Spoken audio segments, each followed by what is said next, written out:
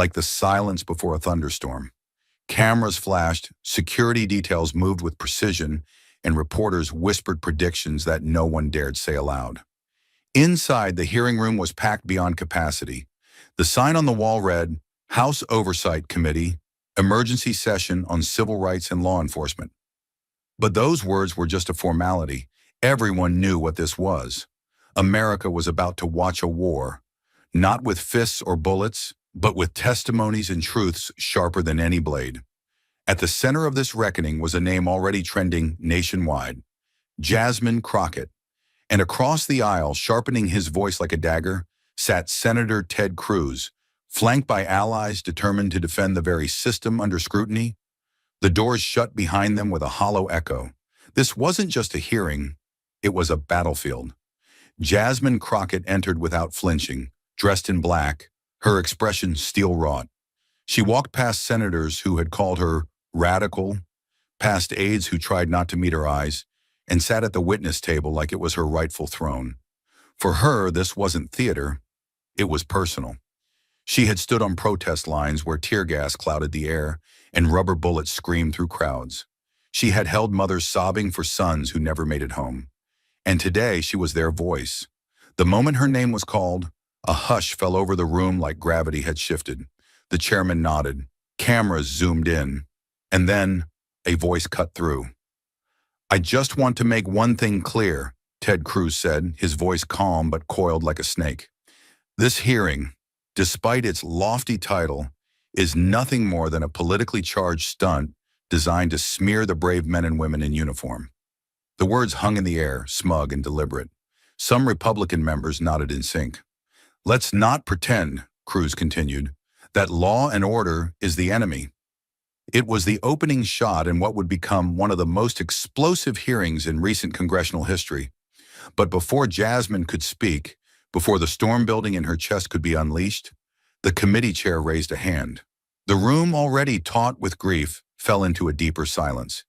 They were about to hear from someone whose sorrow cut deeper than any political statement ever could. The mother stepped forward like a ghost wrapped in skin.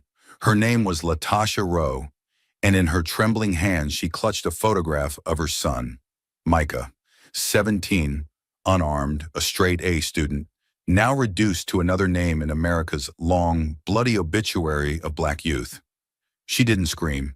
She didn't plead. But every word that left her mouth cracked the air like a hammer against glass. He was just walking, she said, staring straight into the cameras like she was daring the nation to look away, holding a sign that said, "Don't shoot," and they shot him anyway. Her voice faltered, not from weakness, but from the weight of something no mother should ever have to carry. Behind her, Jasmine Crockett gripped the armrest so hard her knuckles turned white. On the opposite end of the dais, Senator Ted Cruz looked away, fiddling with a pen, as if bureaucracy could somehow erase brutality. The hearing room, which had moments ago buzzed with political maneuvering, now pulsed with something raw and undeniable. Truth. Latasha reached into her bag and pulled out a clear plastic evidence sleeve. Inside was Micah's blood-stained hoodie. She didn't explain. She didn't need to. She held it up, and the silence that followed was louder than any siren. This, she whispered, is all I got back. No badge number, no arrest. Just this. Jasmine's breath caught, not from shock, but from recognition. She had seen this before, too many times. Too many mothers with the same hollow eyes, the same fury swimming just beneath grief. One of the aides behind Cruz tried to slip him a memo, but he waved it off. Even he knew, at least for that moment, that politics had lost, that no prepared statement could compete with the image of a grieving black mother holding the last item her son had ever worn. Then Latasha turned to Jasmine. Her eyes, glassy but blazing, found the congresswoman across the room.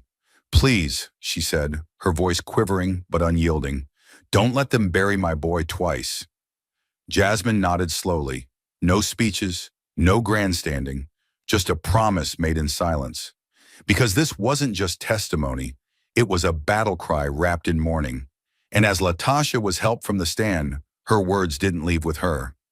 They remained thick as smoke, daring the next person who spoke to pretend that justice had already been served. The weight of that hoodie, of that grief, had not even left the air when Jasmine Crockett rose from her chair. She walked quietly to Latasha's side and did the one thing politics had forgotten how to do. She reached out and took her hand. She didn't speak. She didn't need to. That gesture alone said what 1,000 editorials never could. I see you. I hear you. I will not let this vanish into paperwork. Latasha trembled, as if the memory of her son's final breath had wrapped around her spine, and Jasmine became her anchor in a room designed to drift past pain. Behind them, someone stifled a sob. A Capitol staffer wiped her cheek, but Ted Cruz didn't move. He sat back in his leather chair like a man reviewing tax policy, not listening to a mother describe the death of her son. His eyes stayed on the folder before him. Its bold title, Unauthorized Demonstration Activity, Southeast Sector. To him, this wasn't about justice. It was about optics, about framing, about controlling the narrative before anyone realized what was really at stake. And then, with all the solemnity of a man defending a system he believed belonged to him, he spoke. Mrs. Rowe, Cruz began, his tone dry, clipped and eerily detached. Your son was present during a protest that, according to our records, had not received a formal permit. Gas rippled through the room, sharper this time, edged with disbelief. Jasmine's head snapped toward him. Latasha froze, as if someone had asked whether her grief had been filed correctly. But Cruz wasn't finished. I'm simply asking, he continued, unshaken, was your son lawfully assembled? Or was he participating in a potentially volatile, unauthorized action? Jasmine's grip on Latasha's hand tightened. Hard. The mother's lips parted, but no words came out. Only silence. Only the brutal realization that the man who had never met her son was now trying to put him on trial. In death. That was the moment something broke loose in the room. Not just hearts, but illusions. The hearing wasn't about Micah anymore. It had become a fight over who got to define justice. Who had the power to decide whether a black child's last moments were heroic or criminal? Whether his life was mourned or footnoted? Jasmine slowly straightened in her seat, her spine drawing a clean, defiant line through the chamber. Because if Ted Cruz was going to play judge and jury over another black child's corpse, then he had just made the gravest mistake of his political life. He had invited Jasmine Crockett to answer. For a moment, the chamber was suspended in that unbearable stillness, the kind that follows tragedy but precedes confrontation. And Jasmine Crockett, sitting with fire trapped behind her ribs, knew the time for silence had passed. Grief had spoken. Now justice would answer. She stood slowly, not abruptly, not like a politician making a point, but like a woman rising from centuries of weight. Her chair scraped gently against the floor, but it sounded louder than Cruz's voice had minutes earlier. She didn't wait to be called on. She didn't need permission. She belonged here just as much as any senator with a nameplate and a staff. Her heels clicked softly on the polished floor as she stepped forward, but her presence roared. The room shifted, not in noise, but in gravity. All eyes turned, and not a single camera dared blink. Let me say this, Jasmine began, her voice calm but firm, her eyes locked directly on Ted Cruz. The law isn't meant to scare people. It's not here to humiliate grieving mothers. It's not supposed to punish people who speak up. She paused, her voice tightening with resolve. Law isn't a tool to crush people. It's supposed to protect them. The sentence landed like a stone dropped in still water. Then she reached into her blazer pocket and pulled out a small, well-worn copy of the U.S. Constitution, flagged and folded from years of use. I carry this because I believe in it, because people fought for me to even be in this room, much less hold this book. Her tone deepened. We're sitting here asking whether a child deserved to die because someone didn't fill out a permit? That's not justice. That's cruelty hiding behind red tape. She flipped the booklet open and held it up. The First Amendment says this: Congress shall make no law abridging the freedom of speech or the right of the people peaceably to assemble. She looked around the room, making sure every senator, every aide, every camera caught what came next. It doesn't say people need a permission slip to speak out. It doesn't say they need to be quiet about pain. It says peaceably to assemble. That's the promise. That's the right. And it was broken the night Micah was killed. The chamber held its breath. Jasmine didn't rush. She let the silence do its own work. When you twist the law to shame a mother like Mrs. Rowe, you're not defending law and order. You're using the law to hurt the very people it's supposed to help. Ted Cruz leaned forward at last, his expression tight, his tone measured like a man reaching for the high ground. The law, he said coldly, still needs order. Feelings don't write policy. We're here to protect the system, not to burn it down over tragedy. He looked toward the cameras, then back at her. You're emotional, Congresswoman, but this is a courtroom, not a protest. Jasmine didn't move. She didn't blink, because Ted Cruz still didn't understand. To him, the system was something to protect. To her, it was something that had failed over and over again. And she hadn't come here to mourn it. She had come to make it answer. But Jasmine wasn't finished. Not yet. Because this wasn't just theory to her. It wasn't academic or rhetorical or political. Beneath every word she spoke was a scar. And beneath every scar, a story. One she had never planned to tell in this room. But now, she had to. Her eyes scanned the rows of senators, the polished wood of the chamber, the marble walls that seemed to close in like the corners of a courtroom. Then her gaze returned to the microphone. Her voice lowered, not with hesitation but with intent. She wasn't performing. She was remembering. Let me tell you a story, she said. One that never made the news. One that almost never made it out of the dark. The room leaned in. Years ago, I was a public defender in Dallas, fresh out of law school, idealistic, hopeful. I believed in the system back then. God help me, I really did. She exhaled slowly. Her eyes weren't glossy. They were sharp, like glass forged under fire. It was late, maybe 10 p.m. I had gotten a call about one of my clients. Young black man, first-time offender, nothing violent. He called me in a panic because the police were at his door, banging, trying to get in. He said they didn't have a warrant.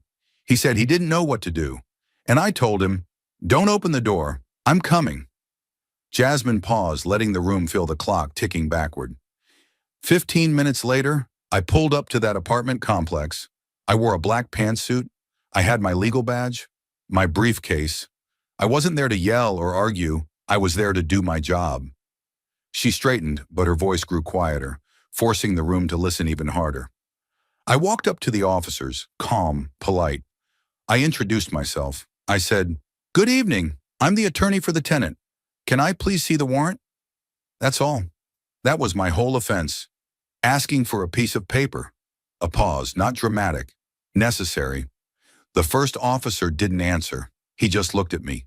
Then slowly, without a word, he unholstered his weapon and raised it, right at my face. The room stilled. You could feel it, like all the air had been sucked out. I didn't move. I didn't scream. I didn't want to give him any excuse. I just stood there with my hands visible and said again, "I'm just asking to see the warrant." But to him, that wasn't a legal request. It was a threat. Not because I was loud, not because I was armed, but because I was a black woman who knew her rights and dared to say them out loud. Her voice trembled, not from fear, but from fury buried too long. He never showed me that warrant. They left. Maybe because I stood firm, maybe because someone inside called for backup. I'll never know, but I do know this. I went back to my car, locked the doors, and I cried. Because I realized something that night. I could know the law inside and out. I could wear the suit and carry the briefcase and still be one wrong move away from being a headline. She looked up, not blinking. So when I say the law isn't always a shield for people like me, it's because I've felt it pressed against my skin like a loaded gun. No sound, no rustle. Even Cruz, even the aides behind him, they couldn't look away. And I still came back the next day. I still showed up in court. I still defended people like my client. Not because the system is perfect, but because someone has to stand in the gap when it fails. She let the silence stretch. Not because she had nothing left to say, but because she wanted them to sit with it. Really sit with it. So don't talk to me about order or permits or the way things are supposed to work on paper. Because on paper, I was safe that night. but in reality I was one breath away from a chalk outline. Jasmine's story didn't need applause. It settled over the room like a verdict. But as the silence grew too heavy for pride to bear, Ted Cruz leaned in, unwilling to let truth speak without trying to tame it. Jasmine turned her head toward him, eyes unwavering. Her voice was lower now, but laced with something even sharper than rage: certainty. "Of course you trust the system, Senator," she said, the words slicing through the quiet. "You can afford to. You've never had to fear it. You've never had to explain your existence to a badge. You've never had to hold your breath when red and blue lights flash behind you. You don't flinch when law knocks at your door, because it doesn't come for you." Her jaw tightened. Her voice didn't rise, but her words grew heavier, more deliberate. "You believe in the law because it was built for you. I believe in the law because I have to, but I've also had to survive it. You get to argue theory. I've lived the trauma." Then she delivered the line that split the room in two.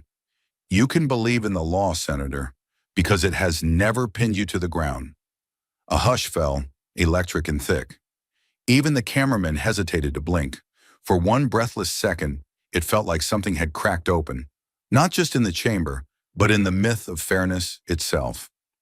Ted Cruz straightened, his expression tightening into the familiar armor of a man who'd lost the room but refused to lose the frame. He didn't yell. He didn't falter. He spoke with the icy polish of a seasoned performer whose mask had been dented but not broken. "And that," he replied coolly, "is exactly the kind of mindset that's tearing this country apart." He folded his hands, pretending they weren't shaking. "Painting our legal system as your enemy doesn't make it better. It just feeds the division. You want justice, Congresswoman? Start by respecting the very structure that makes justice possible." There it was, the pivot, the dismissal, a return to order as a shield against accountability. But Jasmine didn't flinch, because she'd heard that kind of deflection her whole life, and she had come here to bury it. Cruz's response had been as smooth as polished marble, but it rang hollow against the weight of lived experience. Jasmine didn't reply right away. She didn't need to, because what she had next wasn't a retort. It was proof. She moved with calm precision, but something in the room shifted the moment her hands reached below the table. No one spoke, but everyone leaned forward. Staffers, senators, even the security by the door. Jasmine opened her briefcase slowly, as if reaching for something fragile. Inside wasn't a binder or a notepad, but a thick, weathered manila folder. It was creased at the corners, marked confidential in faded red ink. She ran her fingers over the edge like someone handling evidence in a trial, not for show, but for truth. Then she stood, not like a politician seeking the spotlight, but like a witness stepping into history. Her voice didn't rise. It didn't need to. "I wasn't planning to share this today," she said quietly, her tone controlled but caring, like a slow-building wave. "But I've sat here and listened long enough to lectures about order, about division, about how we're the ones making this country worse by daring to name what hurts us." She held the folder high enough for every camera to catch a glimpse of the red stamp.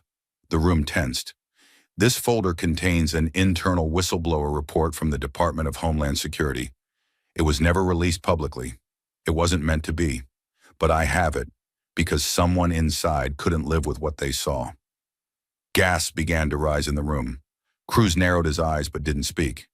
"It outlines, very clearly, documented cases of physical abuse, racial profiling, and illegal detainment by agents working along the southern border. These aren't rumors. They're sworn statements, photographs, medical reports. In one case, a teenage boy from Guatemala was held for 12 days in a concrete cell without food for the first 2. Another woman, a mother, was separated from her 5-year-old daughter and told she had no rights in this country." The chamber fell absolutely still. Jasmine flipped the folder open and pulled out a printed report, 8 pages thick, the paper slightly curled, corners marked in yellow highlighter and red ink. "But that's not the part that shocked me," she said, stepping toward the dais. "What shocked me was what came next." She turned to the second page, held it out so the cameras could focus. Her voice sharpened. "Here," she said, pointing to a redacted paragraph. is a line indicating that a formal internal investigation had been launched until it was abruptly shut down. She paused just long enough for the silence to grow uneasy. Why? Because according to this report, quote, advisory counsel from Senator Cruz's office recommends delay due to political optics in upcoming media cycle. Her gaze hardened. Let me be even more specific, since some people in this room still like to pretend everything's theoretical. The abuse in this report wasn't vague. It wasn't hidden. It names units within Customs and Border Protection operating in Texas and Arizona. It names detainees, mostly migrants of Latin origin, who were shoved, insulted, and in at least 2 cases, hospitalized. And it names your office, Senator Cruz, as the one that blocked the formal inquiry from moving forward. There was an audible intake of breath, the kind of sound people make when they don't know whether to speak or throw up. Behind her, a few aides whispered frantically. One reached for their phone. But Jasmine's eyes never left Cruz. Your office, she said again, slower this time, chose to protect optics, not people. You knew there was a pattern of violence against Latino immigrants, and you let it die in the dark. And then, without hesitation, she crossed the final few steps and laid the printed document flat on the polished desk in front of him. Right in front of the cameras, right in front of the country. You talk about law like it's sacred, she said, but laws don't mean anything if the people in power get to choose when to look the other way. The law you defend chose a side, and the victims were never the ones who looked like you. The blow landed not with volume, but with gravity. Cruz sat motionless, his mouth tight, his hands frozen above the paper. Not a word, not a breath. The kind of silence that can't be spun. Every camera in the room trained in like snipers, one on Jasmine's unshaking face, one on Cruz's paling expression, and one on the folder between them. You could hear the mechanical whir of zoom lenses adjusting, trying to capture every flicker, every flinch, every exposed nerve. No one dared interrupt. Even the chairman, who had tapped his gavel several times earlier, sat still now, his eyes wide. Because Jasmine Crockett had done what no rebuttal could erase. She hadn't made a point. She had revealed a pattern and named its protector. And in that moment, the courtroom didn't feel like Capitol Hill. It felt like a reckoning years overdue. The folder still lay on Cruz's desk, glowing under the overhead lights like a loaded weapon no one dared touch. And though the room had settled into silence, the weight hadn't lifted. Not from the chamber, not from the man it accused. That's when Cruz leaned forward, slow and practiced, like a man stepping over broken glass. More worried about perception than truth, but Jasmine Crockett was already watching. Arms crossed, eyes unreadable. She knew the game wasn't over. Not yet. Senator Cruz cleared his throat, breaking the silence like a man trying to reclaim control of a room that had already slipped away from him. His voice came measured, clipped, like every syllable had been rehearsed for a soundbite. Congresswoman, he began, we both know the legal system isn't perfect. No human institution is. But tearing it down because of a few tragic mistakes I don't deny, isn't the solution. He adjusted his posture, straightened his cuffs. Posture politics. We live in a country where due process exists, he continued, where cases are tried, reviewed, and sometimes overturned. That's what separates us from chaos. The fact that we can recognize mistakes and correct them means the system works, however slowly. A few senators behind him nodded, subtly, the kind of gesture that didn't say agreement, just survival. But when we take these isolated incidents and use them to paint the entire structure as corrupt, Cruz shook his head with mock sadness. That's not reform. That's destruction. And that's the mindset that's dividing this nation. This impulse to reduce everything to a weapon, to assume bad faith, to reject the very institutions that have upheld this democracy. He let the sentence linger, like a closing argument before a jury. If the system were truly broken, he added, you wouldn't be sitting here today. For a brief moment, the chamber was still. Cruz leaned back, his hands folded smugly. He thought he had landed the final word, but Jasmine Crockett had been waiting, and now she moved. She stood slowly, this time not to present a document or deliver an accusation, but to speak a truth that came not from paper, but from history. "Senator," she said quietly but firmly, "you just made a point I've heard my whole life, that the system can't be that bad if someone like me made it this far." She took a breath and stepped forward. "But let me tell you what you don't see. You don't see the nights I spent trying to get innocent clients released from jail after being misidentified. You don't see the mothers who begged me to believe their sons weren't armed, weren't guilty, weren't even there. And they were right." She reached into a second folder. This one thinner, neater, not redacted, just a list. "These are the names of 28 individuals wrongfully convicted in the past 18 months, she said. 28 lives derailed. 28 stories erased until someone decided to look closer. She held the list in one hand, letting the pages sway slightly from the air vent above the dais. "And out of those 28, she continued, locking eyes with Cruz, 23 are Black or Latino. Some served months, others served years. One man, Randall Epps, served 14 years for a crime that didn't even occur in his county." Her voice grew stronger, bolder, more surgical. "You call that a mistake. I call that a structure that knows exactly where the weight should fall." She stepped forward again, closer to the mic. "One woman on this list, Maria Delgado, was arrested in a traffic stop and held for 7 weeks without charges because her name sounded familiar to someone in a database. You think that's an exception? That's a pattern with a badge." Gasps murmured from the back rows. A few aides looked down. The cameras kept rolling. "You say the system works because sometimes it corrects itself?" she asked. "Do you know what it costs a person to survive long enough to be corrected? You think justice delayed is still justice. But when you're the one waiting, when you're the one inside, every day is a sentence." She held up the list. "This is not collateral damage. It is not coincidence. This is design." And then came the line, measured, perfect, devastating. "You call these isolated cases," she said, her voice cutting clean through the air. "I call it a mechanism, one built to fail certain people quietly and consistently." No one moved. "You say the system isn't perfect. I agree. But I also say it's not neutral. It never has been.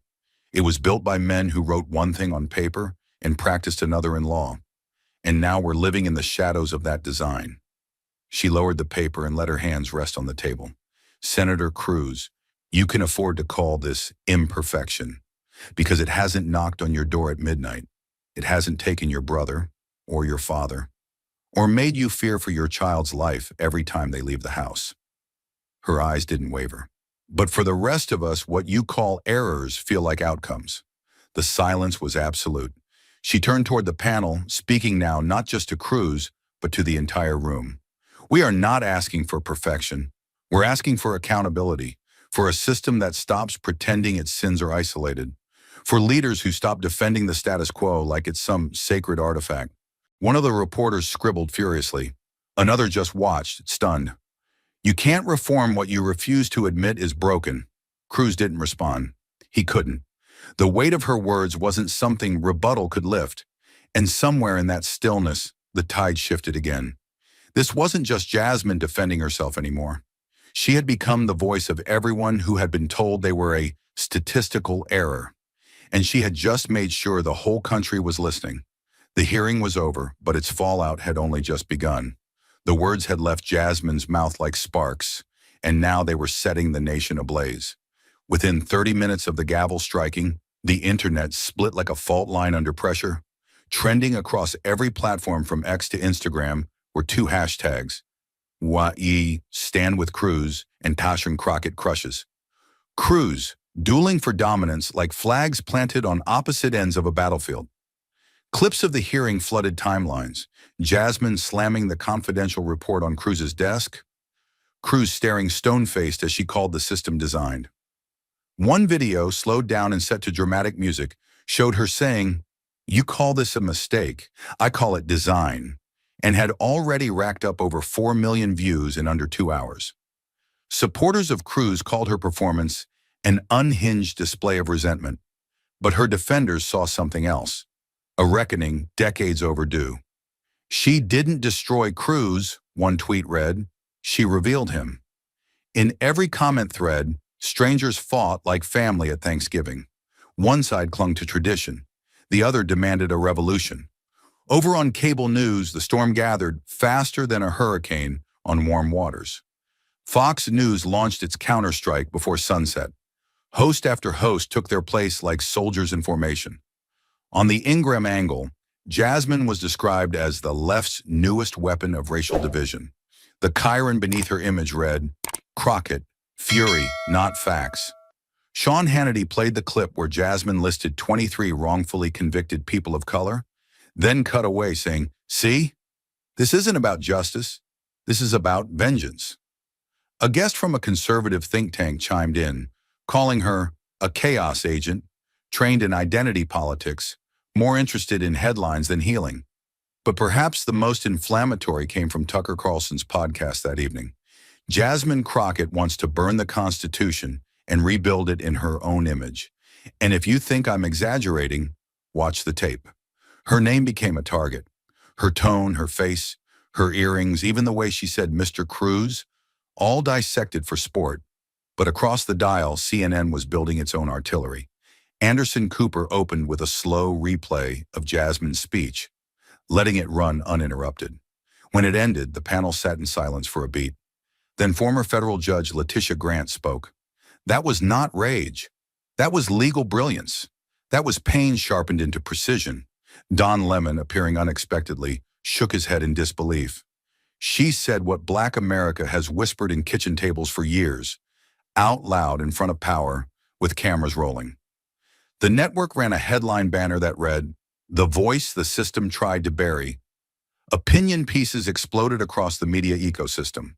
The New York Times called Jasmine the future face of legal resistance.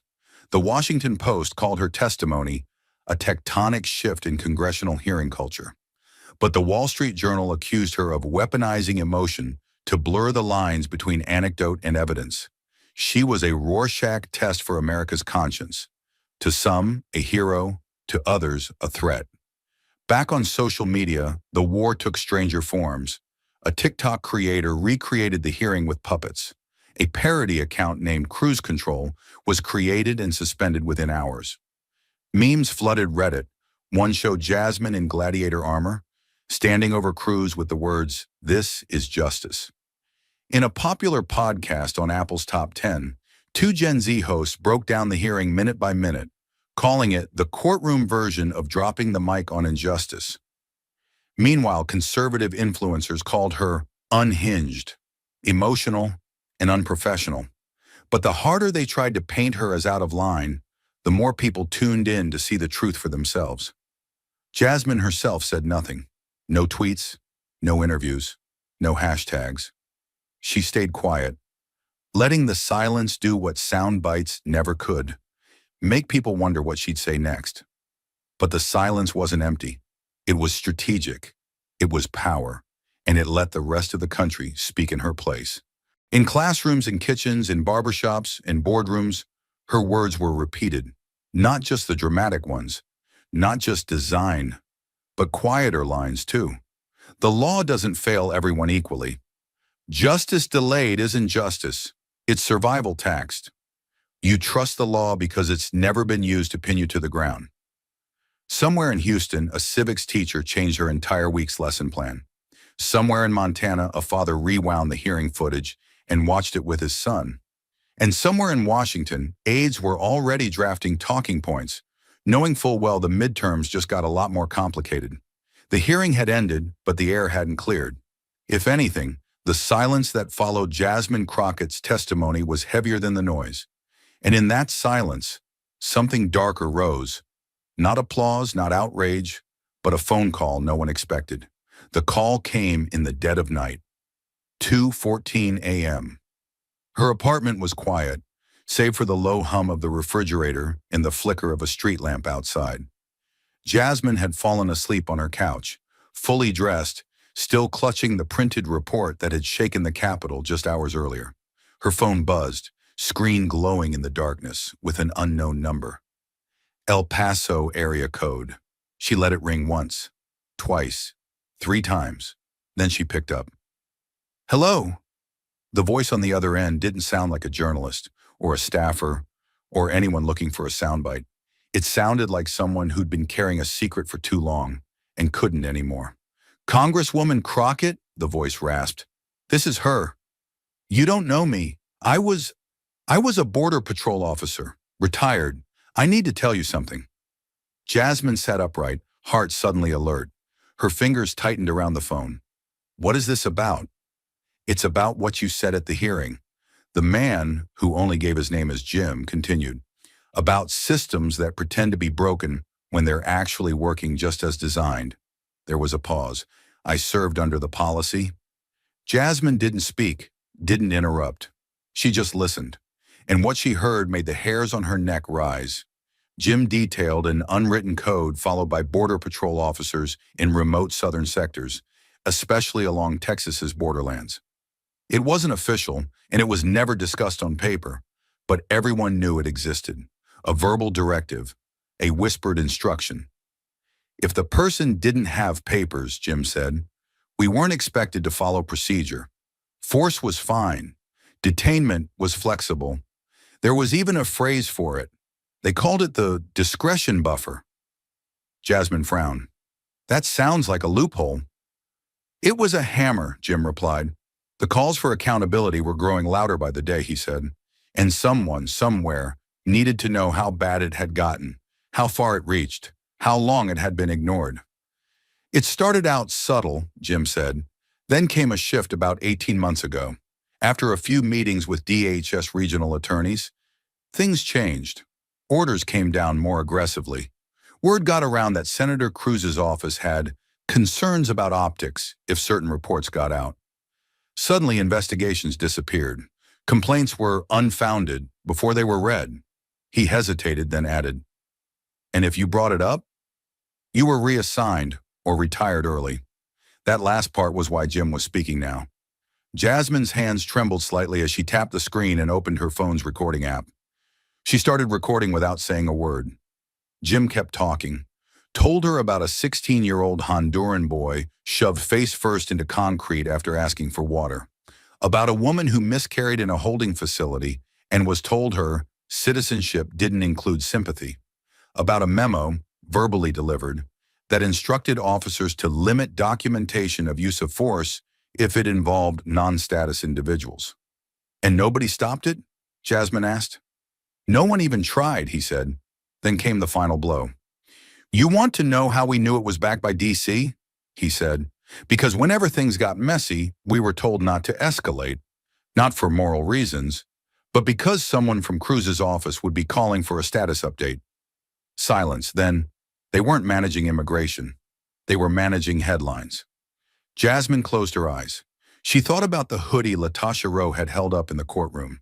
She thought about the ICE protest signs, the parents, the missing children. And now this, a voice in the dark, telling her what she already suspected. The cruelty wasn't random, it was institutional. After Jim hung up, Jasmine sat alone in her kitchen, lit only by the dim light over the stove. The recording sat in her phone like a bomb. Her mind raced. If she released it, she wouldn't just be exposing a bad policy. She'd be exposing an active cover-up, one that could implicate DHS, ICE, CBP, and a sitting senator. There would be chaos, calls for resignations, investigations, congressional fallout. But what scared her more than the storm was the silence that would follow if she said nothing. She thought about what Jim said, that he called her because he saw her stand up when no one else would. He had risked his pension, his name, his life, and now she had to decide whether to do the same. For 3 hours, she sat in silence. Then she got up, went to her office, pulled out a legal pad, and began drafting what would become the most dangerous speech of her career. At 5:07 a.m., Jasmine called her chief of staff. "I need you to do something," she said. "Anything. Get me a primetime interview. CNN, MSNBC, even PBS. I don't care. We do it tonight." "What's going on?" "We're done waiting for justice to come from inside the system. This time we're bringing the evidence to the people." She didn't elaborate. She didn't need to. By 6:45 a.m., the media requests had begun pouring in. By 8:15, Jasmine's office announced she would be appearing that evening on national television with evidence that would demand a federal investigation into the policies of our immigration system and the people who built it. The response was immediate. Fox News called it a smear campaign in progress.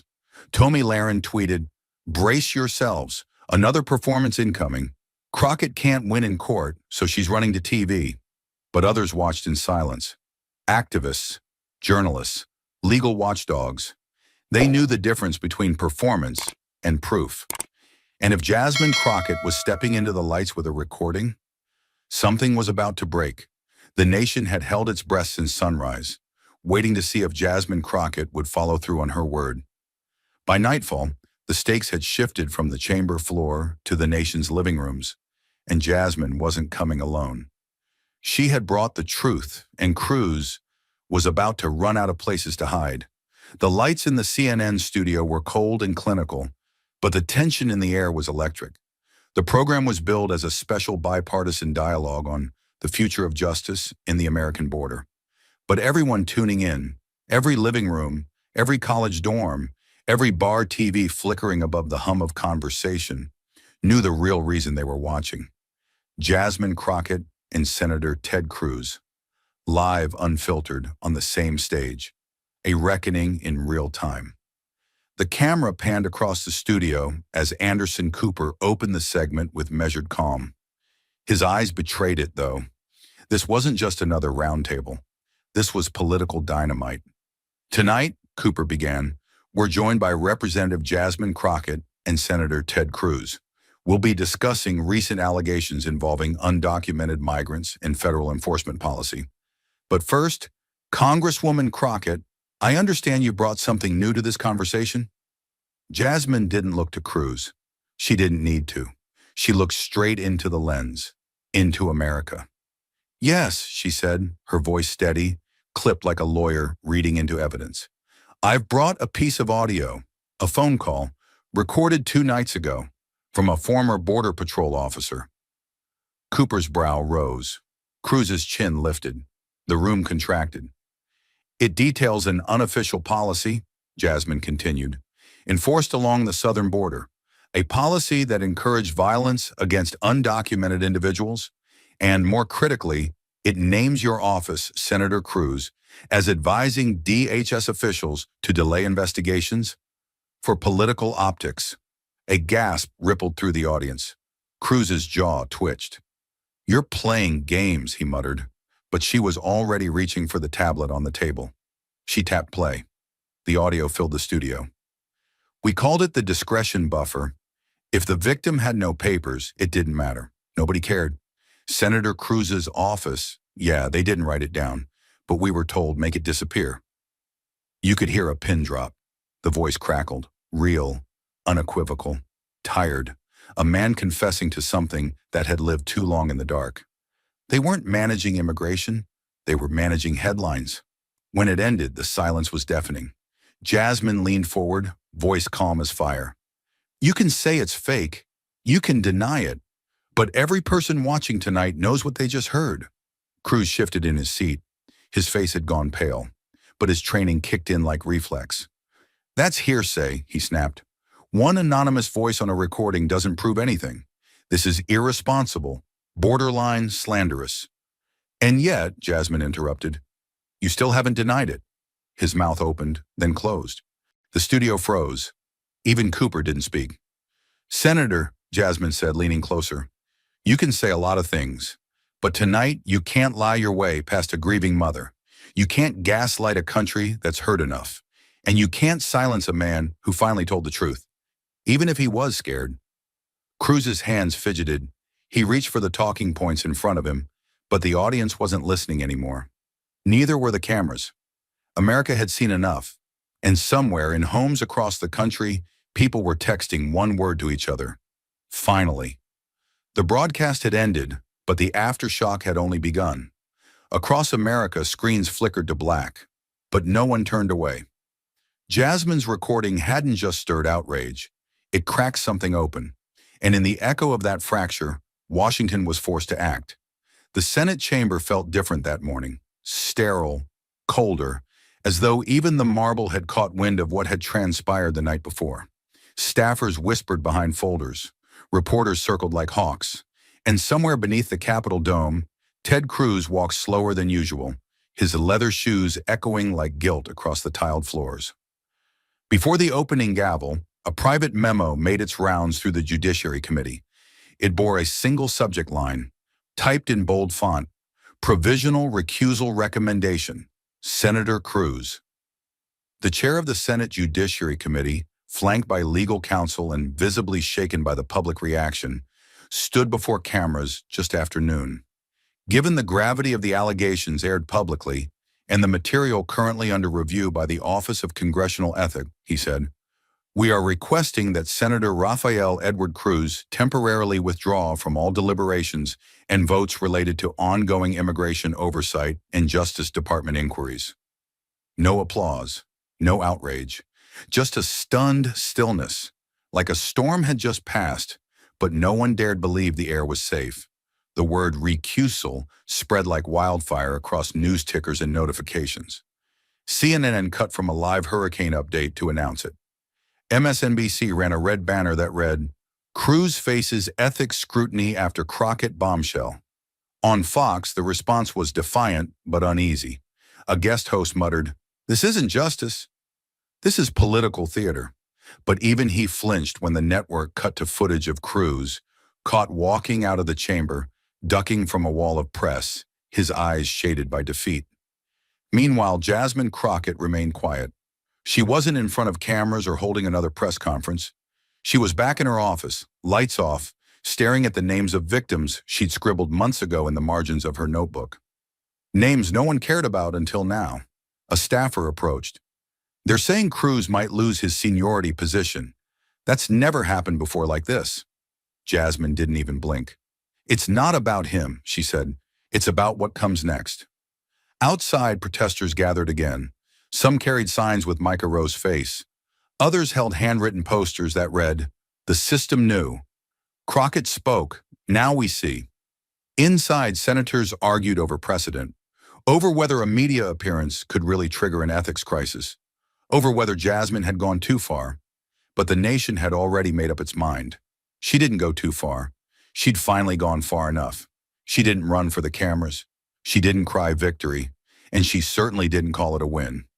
When the headlines broke, Cruz recedes under fire, Senate Ethics Committee opens independent inquiry, Crockett forces national reckoning, Jasmine Crockett didn't post a tweet or release a statement. She didn't hold a press conference.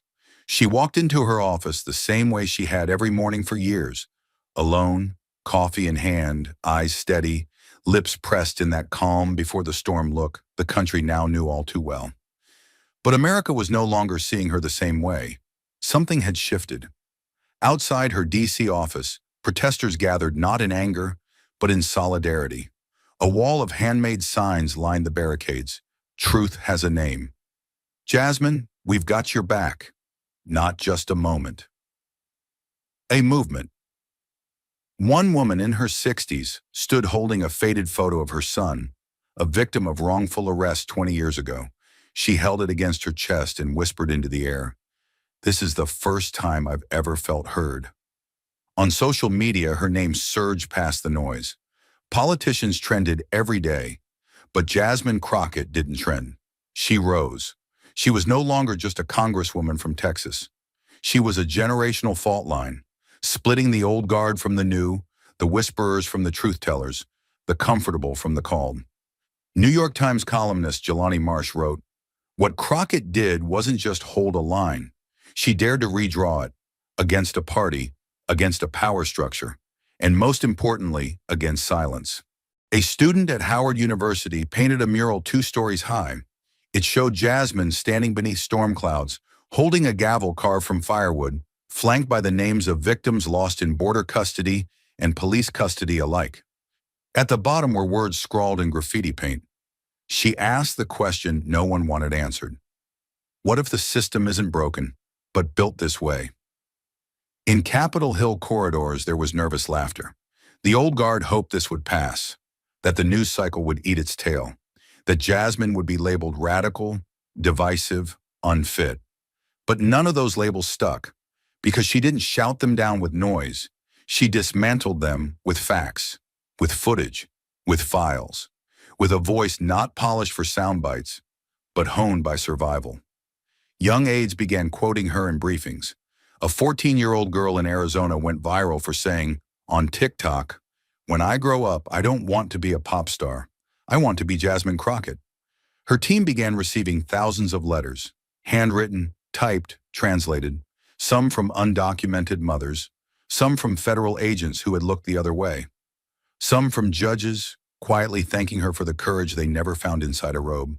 And through it all, Jasmine stayed quiet, not silent, just intentional, because she understood something Washington didn't. This wasn't a sprint. This was excavation. This wasn't about winning a moment. It was about unearthing a century of redacted truths, unchallenged assumptions, and doors closed with soft-spoken bureaucratic cruelty. She began receiving invitations to speak, Harvard Law, Columbia, Oxford, but she turned them down, every one of them. "I'm not done in this room yet," she told her staff. "We've torn down the wall, but I'm not leaving until I see what's behind it." And behind it, a culture of legal loopholes dressed as policy, a Senate judiciary pipeline greased with donor silence, an immigration database full of redacted abuse reports, and a power structure that, until now, thought no one had the nerve to lift the carpet and say, "There, that's where you hit it." The Congressional Black Caucus privately met and voted unanimously to elevate Jasmine to vice chair of the House Justice Oversight Subcommittee. "She's not just a truth teller," one member said. "She's a truth architect." Still, not everyone was celebrating. A Texas congressman referred to her as a one-woman wrecking ball for due process. Another said, "She's more heat than light." But their words felt tired now, like trying to cut steel with a spoon. Jasmine didn't respond to critics, but she responded to the mother who wrote her from El Paso, to the young public defender who asked how to file a FOIA request, to the grandmother who called her office and left a voicemail that simply said, "Don't stop. Please don't stop." And that's what she became.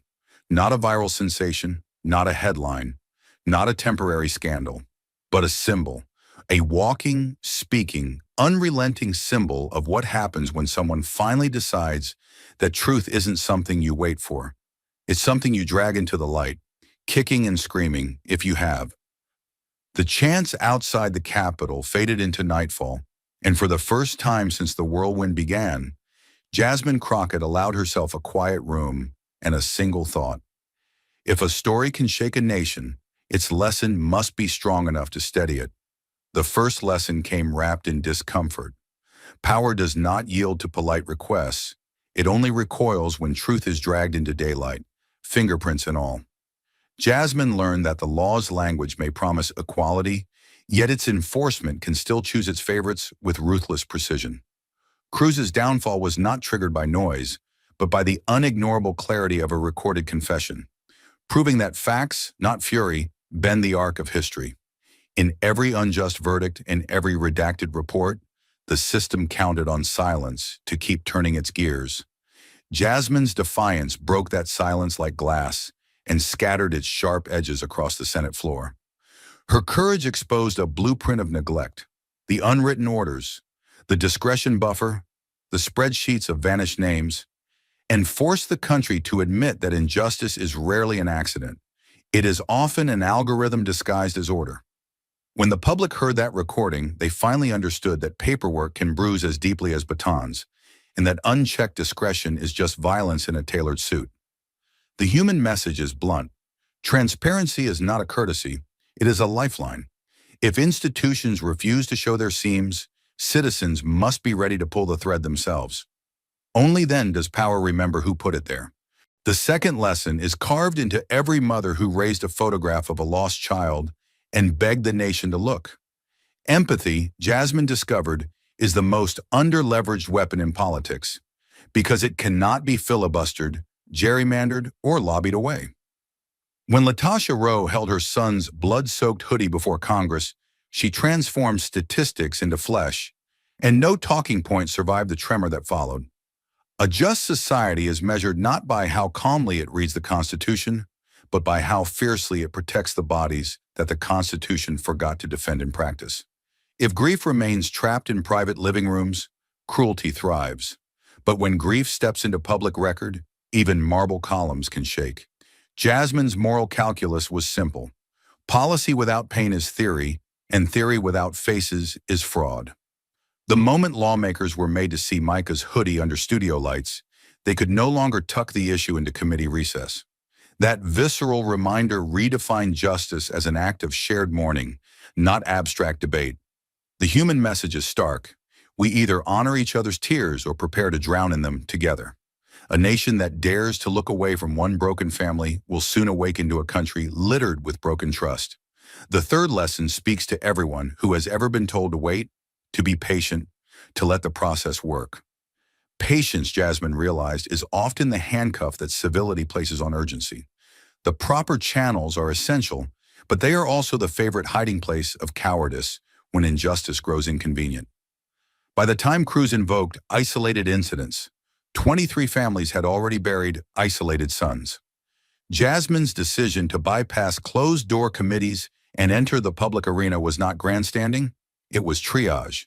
She gambled that the country was ready for radical candor, and the flood of Crockett crushes, Cruz tweets proved her right. The system's defenders warned that open confrontation would tear the nation apart. Yet it was secrecy, not sunlight, that had let the rot spread. The human message is plain. Urgency is not the enemy of order. Secrecy is. Reform delayed is justice denied, and denial is simply injustice wearing a bureaucrat's smile. The fourth lesson belongs to those who wield microphones and cameras as mirrors of public conscience. Media platforms can amplify either courage or cowardice, and this story revealed how quickly truth can drown if responsible voices refuse to swim. Fox News portrayed Jasmine as a racial arsonist, while CNN elevated her as a truth teller, proving that narratives do not merely report reality, they recruit allegiance. Yet in the court of public opinion, raw audio outranked polished spin. The authenticity of Jim's trembling confession undercut every studio monologue. For journalists, the caution is clear. Treat every buried lead as a possible lifeline, because one unseen memo can topple a senator and rewrite the moral grammar of a generation. For viewers, the warning is sharper. Outrage is cheap. Vigilance is priceless. Democracy is not a spectator sport, and remote control skepticism will always lose to first-hand evidence. The human message: guard the gate of your attention, for the stories you let in will decide the nation you live in. An informed public can forgive many flaws, but it has no mercy for institutions caught hiding the truth. The fifth lesson is a gift to future lawmakers who think compromise is the only currency in Washington. Jasmine proved that integrity trades at a higher value than access, that sometimes the shortest path to change is a direct collision with power. She faced threats of censure, smears on cable news, and whispers of primary challenges. Yet her approval rose precisely because she absorbed those blows without flinching. In a climate addicted to incrementalism, she reminded the country that moral velocity matters, that there are moments when deferral is betrayal. Young activists now cite her approach as a blueprint. Gather irrefutable facts, wield them with surgical precision, and refuse to blink when the spotlight burns. That strategy demolished the myth that boldness is malpractice. Instead, it revealed boldness as malpractice's cure. The human message here: courage scales. One act of unflinching truth-telling licenses thousands more, creating a cascade that no firewall of tradition can withstand. Injustice counts on inertia. Bravery multiplies momentum. Finally, the story's deepest lesson is not about law or politics at all. It is about the fragility of hope and the ferocity required to keep it alive. When Jasmine stood before Congress, she carried generations of voiceless pain on her shoulders, yet she spoke with the clarity of someone who believes tomorrow can still be saved. Hope is not optimism. It is rebellion against despair. It demands that ordinary people, Latasha, Jim, the teenage girl in Arizona, step into the terrifying glare of public scrutiny and say, "This happened and you will not look away." Jasmine became the conduit of that collective courage, and in doing so, she taught a nation that justice is not a destination, but a daily decision. Each morning the sun rises on a country that must choose again, build a world where the law protects the vulnerable, or settle for one where paperwork protects the powerful. The human message is searing. Progress is not a gift delivered by heroes. It is a debt paid in relentless honesty, and each generation must contribute its share. Jasmine paid hers, loudly, unapologetically, and with receipts, and now the ledger passes to us. The question is whether we will honor it or whether we will wait for the next reckoning to remind us how high the interest climbs when truth is deferred. The lessons were etched in fire and silence, in courtrooms and living rooms, in the names of the unseen and the blood on policies signed behind closed doors. But if all we do is remember, then injustice wins again, because memory without action is just a eulogy. And Jasmine Crockett didn't risk everything for a eulogy. She fought for a movement. So now the burden shifts to us. You've seen the rot. You've heard the tape. You've watched a senator blink in the face of truth, and a mother beg the country not to bury her son twice. If you felt rage, if you felt grief, good. That means you're still awake. But don't let that feeling fade when the news cycle moves on. Channel it, use it, call your representatives. Demand public access to internal investigation reports. Show up to town halls not to take pictures, but to ask why your justice system protects power instead of people. If your senator voted to block accountability, name them. If your police department hasn't released its use of force data, demand it. If you work in the system, be the whistleblower who refuses to let another file be buried. Because Jasmine didn't stand alone to inspire applause. She stood so you would follow. You don't need a title to change a system. You need a threshold, a line you refuse to let them cross anymore. Find it, draw it, and when they try to step over it, stand like she did, with evidence in one hand and fire in the other. Speak not just for today, but for every name the system wants you to forget. Say them. Fight for them. Be loud for them. Because if we fail to act now, the next mother will hold the same hoodie, and the next Jasmine will bleed in silence. History isn't waiting. It's watching. Thank you for watching until this moment and for standing with us on this journey for justice. Your support means everything. Like subscribe and turn on notifications so you never miss what's next. And we'd love to hear your thoughts. Leave a comment below and let us know what moved you most in this story. Together, our voices make a difference. 37 federal officials use Signal to send secret orders, then let the messages disappear. Judge Boasberg received the warning, but remained silent. That's when Jasmine Crockett stepped in. She forced him to attend a live congressional hearing and exposed everything. Documents, audio, even the voices behind the cover-up. The entire room didn't just freeze. It held its breath as the nation watched the judge unravel. What did she say that turned a courtroom into a battlefield and made power finally back down? Stay tuned. This is a story you won't want to miss. The gavel struck once, sharp and final. At precisely 9 a.m., Jasmine Crockett entered the hearing chamber, every camera already trained on her. She didn't smile. She didn't pause. Dressed in a tailored navy suit, she moved like a storm wrapped in order, controlled, composed, but impossible to ignore. As chairwoman of the Oversight Committee, she took her seat at the head of the panel, eyes fixed on the empty witness chair like it had already betrayed her. The room was packed, press jammed into corners, staffers tight-lipped, America watching live. Today wasn't routine. Today, a sitting federal judge was being called to answer, not for a ruling, but for what never made it into the public record. Then came the footsteps, measured, unhurried, echoing with a defiance wrapped in protocol. Judge James Boasberg, appointed by both Republican and Democratic presidents, walked in wearing the black robe of impartiality, though to Jasmine Crockett, it now looked more like armor. He adjusted his glasses with robotic precision, offered a polite nod to the panel, and took the witness seat with the composure of a man used to ruling from behind closed doors, not answering under oath in the glare of live television. His expression didn't flinch, not even when cameras zoomed in close enough to catch the twitch of a tightening jaw. He cleared his throat, looked straight ahead, and said the words that would set the tone for the day. I come here in the spirit of judicial neutrality. But to Jasmine, those words were hollow. In front of her was not just a judge. He was a gatekeeper who had closed the door on accountability. And now, under oath and under lights, that door was about to be forced open. Outside, headlines rolled fast. Crockett versus Boasberg. The courtroom reversed. Inside, history was already being written. The judge's words, judicial neutrality, had barely settled in the room when Jasmine Crockett leaned forward, her fingers folded calmly on the desk, her voice calm but weighted with purpose. She looked directly at Boasberg, then at the cameras, then at the country.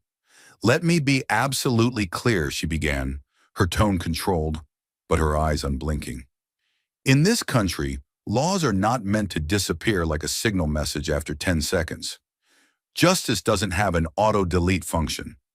Her words cut through the still air, like the first crack of thunder before a storm. She paused just long enough for the weight of the silence to press in. Then she reached under her folder, pulled out a thick set of documents marked internal use only, and raised them slowly so even the back rows of the room could see. "This," she said, "is an internal report from the Department of Homeland Security, quietly buried, not leaked, not requested, not shared with the public. I obtained it through a whistleblower who could no longer stay silent." She placed the documents down with a thud, the sound echoing like a warning shot. "It shows that at least 37 high-ranking federal officials use Signal, not for personal chatter, but to make real high-level government decisions. Immigration protocols, deployment plans, legal responses to civil rights complaints. All of it, gone, wiped clean by design." She looked across the room, scanning faces. They knew what they were doing. They chose a platform that would vanish their words before accountability could catch up. This wasn't carelessness. This was strategy. And more disturbing than the act itself is the fact that this report made it to your courtroom, Judge Boasberg, and nothing happened. She let the silence return. This time it was heavier. The press stopped typing. Even the aides at the side of the room stopped moving. Jasmine's voice dropped, not in volume, but in tone, more personal, more damning. "So, I have to ask, and I want a real answer, not a recitation of rules. Did your court investigate this breach of federal law? Did you call for an inquiry? Did you demand more information when it became clear that laws weren't just being bent, but deleted?" Her hands now rested flat on the desk, her words steady and slow. "Or did your courtroom become a place where truth was quietly edited out of existence?" She didn't blink. Not once. And neither did the room. Because at that moment, the question wasn't just directed at Boasberg. It was aimed at every person in power who ever looked the other way and called it discretion. The silence after Jasmine's challenge was tense and heavy, like the air before a storm. Judge Boasberg sat still for a moment, his hands folded neatly, eyes forward but distant, as if calculating every word. Then, in a voice calm and measured, he spoke. "Chairwoman Crockett," he began, "I believe it's important that we not lose sight of the boundary between justice and politics. I respect this committee's authority, but I reject the idea that my courtroom has participated in any kind of cover-up." He paused, not for effect, but to signal control. "The judiciary cannot and should not intervene in every internal choice made by the executive branch. If certain officials used encrypted messaging apps like Signal, that does not automatically trigger judicial oversight. That is a matter of executive policy, not judicial interference. We are bound by law, not outrage." He looked around the room slowly and continued. "The court does not chase apps. We do not launch investigations without a legal trigger. That is not how our system works.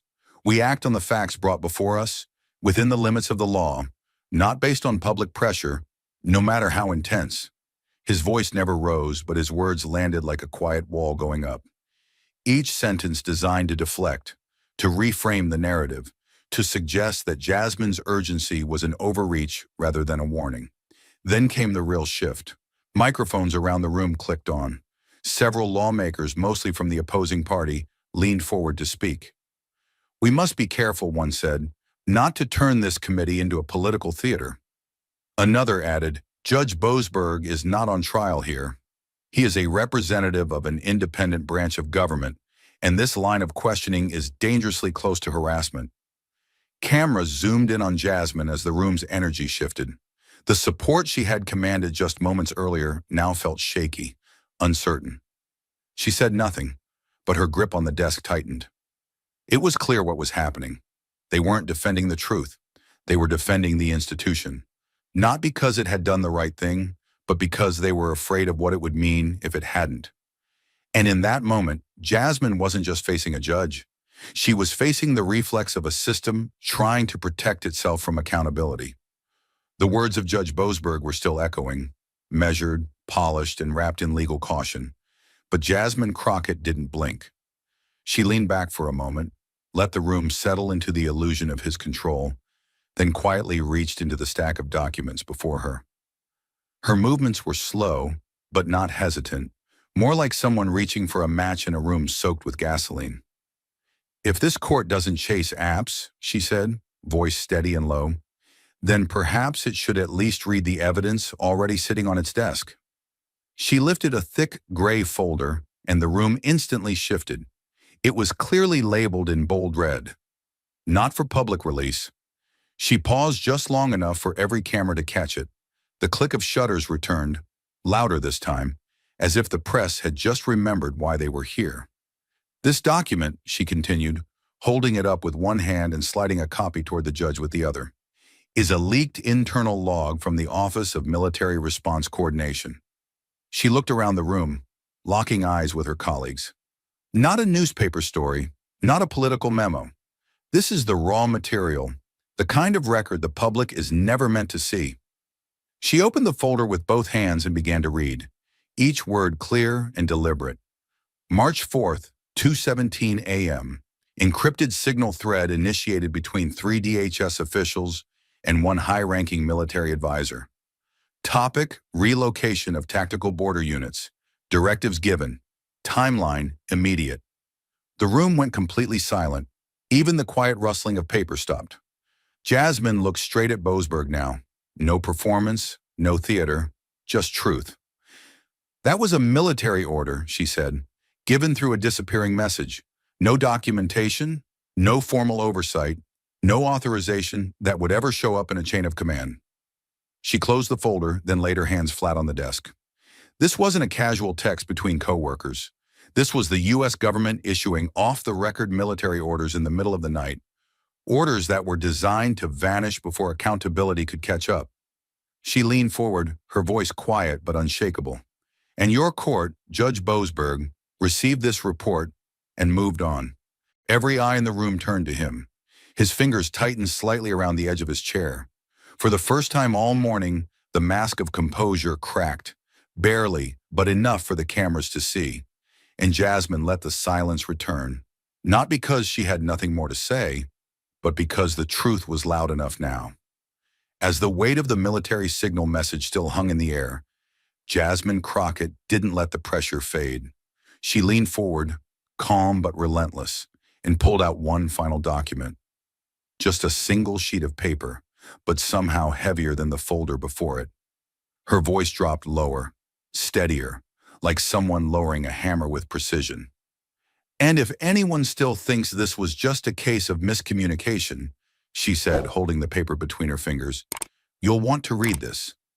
She turned it toward the cameras, making sure every journalist in the room and every viewer at home could see the redacted headers, the date, the recipients. "This is an internal email exchange," she continued, "between the clerk of the court and a deputy counsel at the Department of Justice. Not from last year, not from the heat of confusion, but 2 weeks after the signal report hit your bench, Judge Boasberg." She paused, then read the subject line aloud. "Managing potential press fallout from encrypted communications." Her tone sharpened. This wasn't about justice. This was about optics. She looked back at the judge, her eyes steady. "I'll read a line, word for word. We may want to avoid any formal docket activity that could trigger discovery. Last thing we need is another leak. Let this rest until coverage cools." The words seemed to fall like slow drops of acid on the room. No gas, no whispers. Just a cold, collective stillness, as if everyone had been holding their breath at once. Jasmine laid the paper flat on the desk like it was a final card in a poker game, her voice steady but loaded with quiet fury. That's not a mistake. That's not a filing error. That's a deliberate decision to stay quiet, not because the facts weren't serious, but because the press might ask questions, because public trust might crack, because someone in this building thought silence would be safer than sunlight. She let her hands fall to the table, open, bare. And you, Judge Boasberg, were copied on that exchange. You were there. You had a choice. The room felt frozen in time. No one shifted. No one dared to speak. Because the truth wasn't just being uncovered, it was being read aloud, line by damning line. And in that moment, what Jasmine had uncovered wasn't just a hidden message or a buried report. It was proof that the very people entrusted to protect justice were more worried about protecting themselves. The silence that followed was not the kind that asked for reflection. It was the kind that warned something was about to break. And when it did, it wasn't the public. It was the mask of judicial detachment. For the first time since taking his seat, Judge James Boasberg shifted uncomfortably. His hand brushed the edge of the email Jasmine had laid before him, but he didn't touch it. His jaw tensed. His composure, so carefully maintained for the cameras in the committee, finally showed signs of strain. He cleared his throat softly and adjusted his microphone, his voice quieter now, as if trying to take up less space. Chairwoman Crockett, he began, I did receive a technical summary, yes. A report outlining concerns about the use of encrypted messaging among certain executive branch officials. But it was presented not as evidence, but as an internal advisory memo. It lacked the legal standards necessary to trigger a formal judicial review. He looked down briefly, then back up, not at Jasmine, but at the row of panel members flanking her, hoping perhaps for understanding from someone other than the one woman refusing to look away. It did not meet the threshold for admissibility. There was no verified chain of custody, no affidavit, no corroborated source naming a specific legal violation. His voice tried to reclaim its earlier tone of calm expertise, but the energy in the room had changed. He wasn't explaining anymore. He was defending.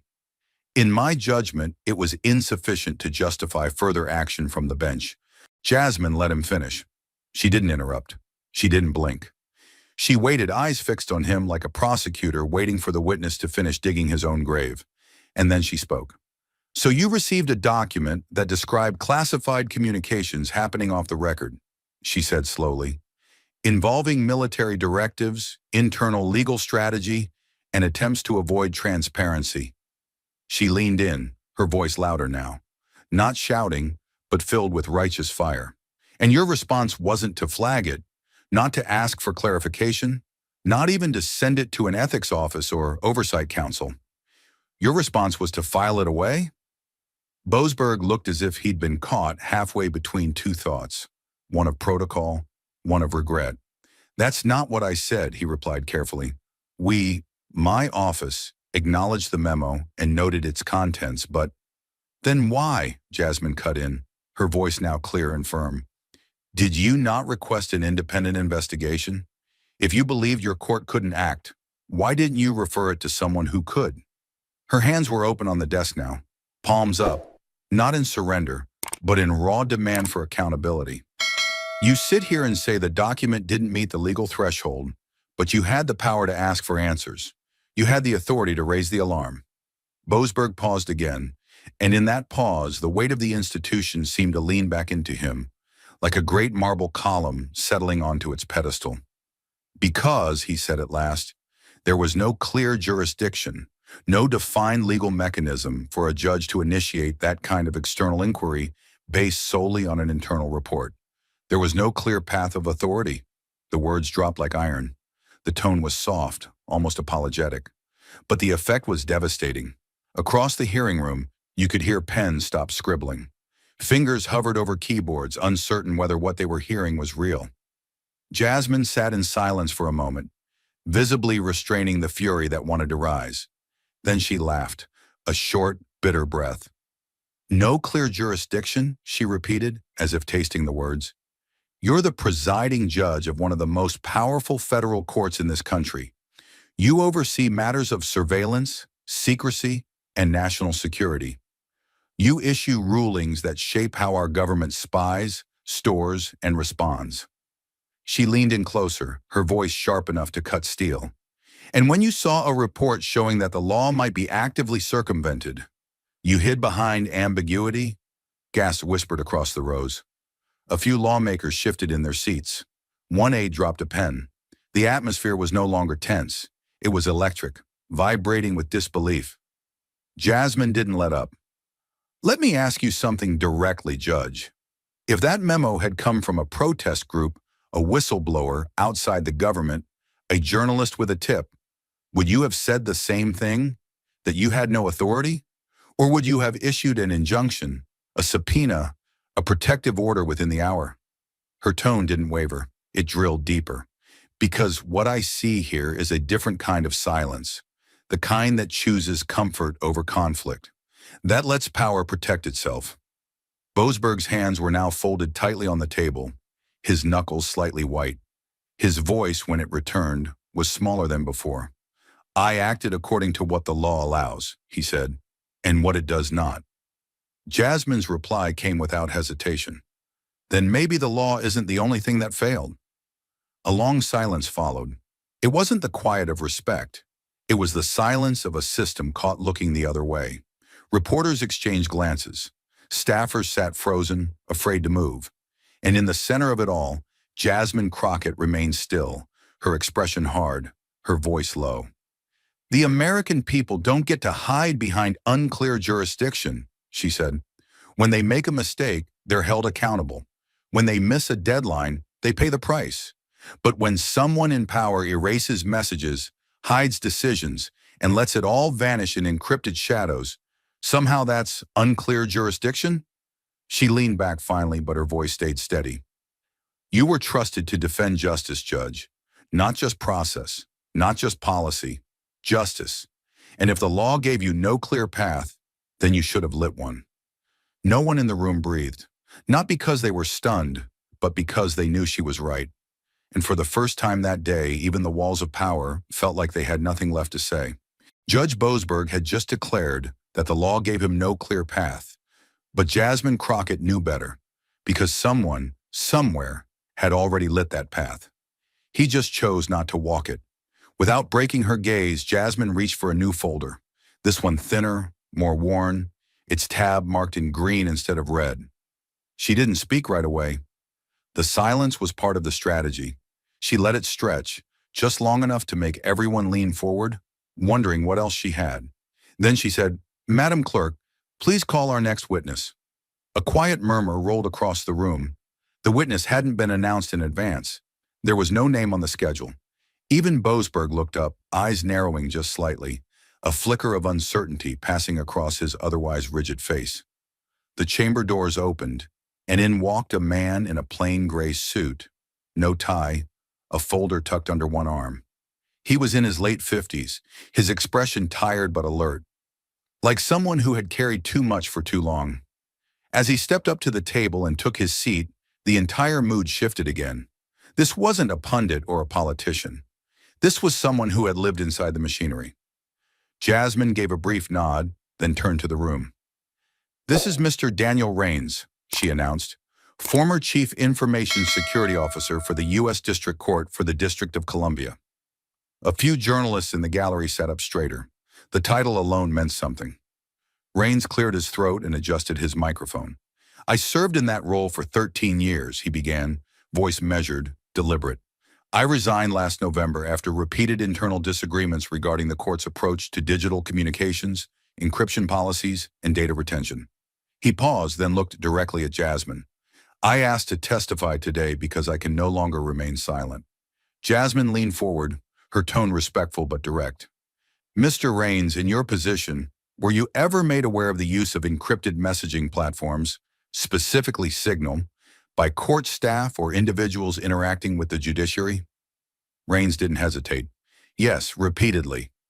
Over a span of at least 15 months, I observed increasing use of Signal by individuals involved in sensitive interagency communications. These messages, as you know, are designed to vanish by default, and that fact alone should have triggered alarms across every legal and archival department in the system. A collective breath drew in from the room. Jasmine nodded once. Did you report these concerns? I did, in writing, more than once. She paused, then asked the question that pierced through the tension like a scalpel. And did those written concerns reach Judge Boasberg? Raines's eyes didn't flinch. They did. I sent a full briefing memo to the Chief Judge's office on May 3rd of last year. It included screen captures, usage patterns, and an explicit warning that Signal's auto-delete function was actively undermining federal data retention protocols. The words hung heavy in the air. Jasmine let them settle before speaking again. And what happened next? Raines looked down for a moment, then back up. His voice dropped slightly, not in volume, but in weight. Nothing. No action was taken. No outside audit. No referral to the Office of Inspector General. I received no reply.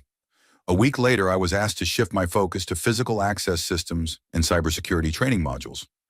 My work on encrypted communications was frozen. It wasn't just what he said.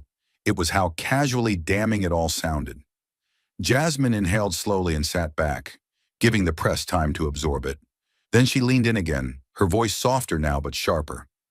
So you're telling this committee, under oath, that Judge Boasberg was directly warned, formally, that Signal was being used in a way that bypassed federal record-keeping laws, and that he chose to ignore that warning? Raines's answer came with no drama, just cold truth. That is exactly what I'm saying. He was warned, and he stayed silent. Gasps rippled through the room. One reporter dropped his pen. A member of Congress 2 seats down whispered something into a staffer's ear. Even Boasberg turned slightly, his face tightening, but he didn't speak. Jasmine looked directly at him now, the temperature in her voice rising. You didn't lack a legal pathway, Judge. You lacked the will. You didn't need a law to tell you what was wrong. You had a warning from your own security chief. She turned back to Raines. Did you keep a copy of that memo? I did. Have you submitted it to this committee? It's in your inbox, ma'am, time-stamped and unedited. Jasmine's lips tightened, just slightly. She looked down at her binder, tapped it once, then looked back to the room. Let the record show that this committee is now in possession of a formal internal warning delivered to Judge Boasberg's office about the use of Signal to erase government communications over a year ago. She exhaled slowly, then looked at the press gallery. And let the public remember this moment, because it shows something far worse than a system glitch. It shows how silence, well-dressed, well-spoken silence, can become policy.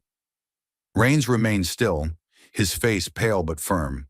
He had done his part, but Jasmine wasn't done yet. She turned once more to the judge. Judge Boasberg, she said, we don't just pass laws in this building. We trust that the judiciary will enforce them. That when you are warned about a fire, you don't ask if the alarm came with the proper format. You put it out.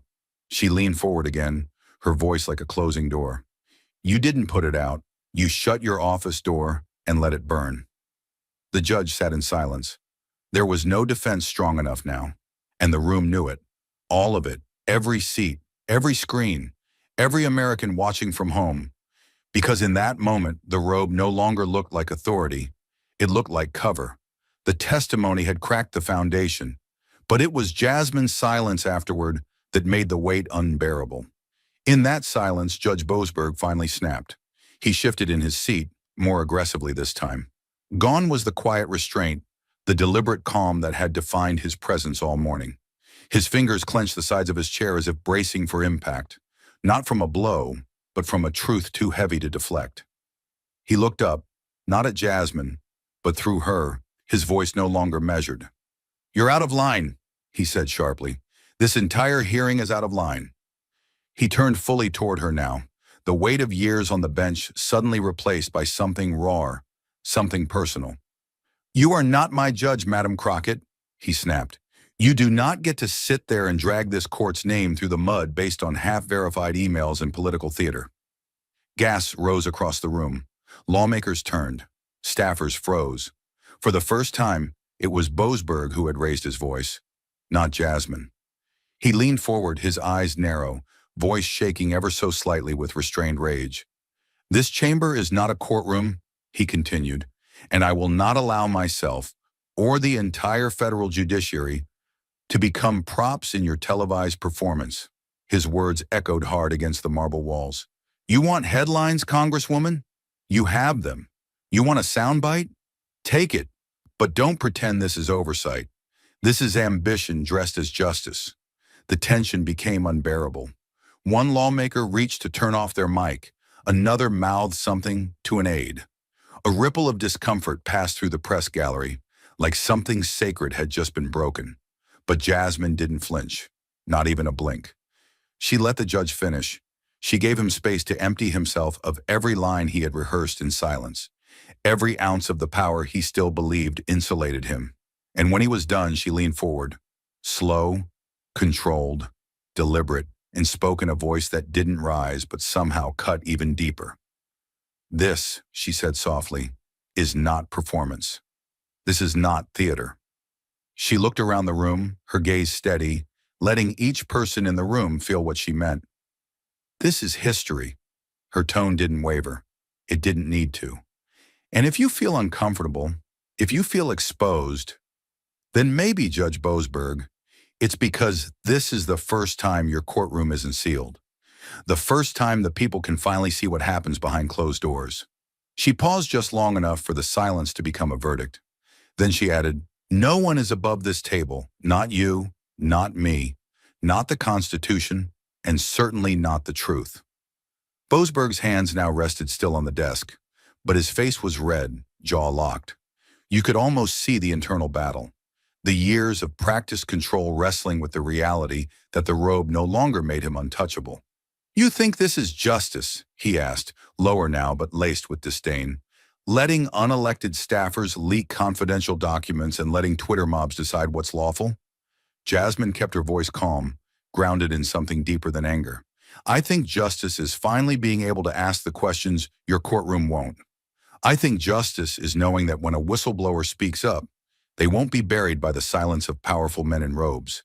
She tapped the table once gently, but the sound echoed like a gavel.